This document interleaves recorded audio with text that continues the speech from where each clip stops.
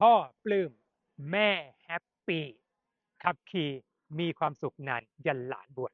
สำหรับคนไหนที่มองหารถเบนซ์ E-Class นะอยากจะขับนุ่มๆสบายแล้วก็มาพร้อมกับความหรูหราภาพลักษณ์ที่เหนือกว่าใคร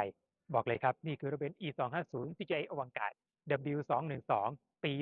2011 มือเดียวป้ายแดงเลขไม่เพียงแค่ 74,000 เข้าศูนย์ทุกระยะตัวถังไม่เคยผ่านการจำหนักพลิกความจมน้ำคันนี้แหละที่จะทำให้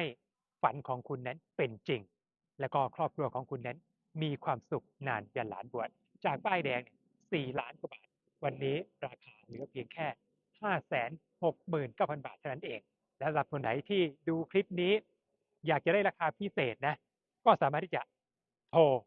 มาใต้คลิปนี้ผมมีราคาพิเศษให้คุณแน่นอนไม่อยากให้คนอื่นคว้าไปก่อนจองเลยวินคาร์การันตีว่า E250 CGI คันนี้จะทำให้คุณนั้นแฮปปี้นานยันหลานบวชแน่นอน